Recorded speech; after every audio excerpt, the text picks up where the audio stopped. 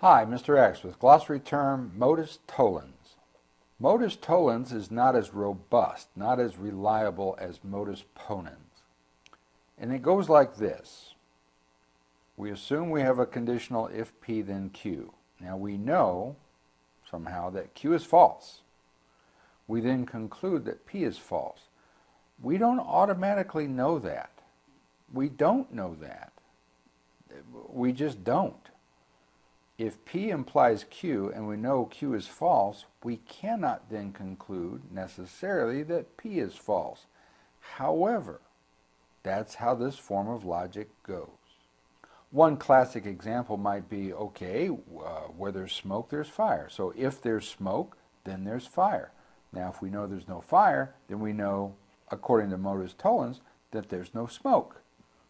Well, you can have smoke without fire. Sure you can. You can burn a stick of incense.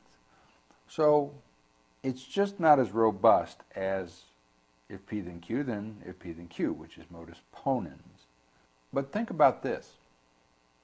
The logic of knowing Q to be false, implying that P is false, is sort of like if you say then P is probably false, or P may be false, or P is likely false. Now you've got something close to the scientific method. I mean, think about that. If we don't have modus tollens, can we have the scientific method? The scientific method says, let's be sure. Let's conduct this experiment with a control group. Because if we know that this Q is false, we should be looking very closely at whether or not P is false. So a skeptic will use modus tollens effectively to embellish scientific method. MrXmath.com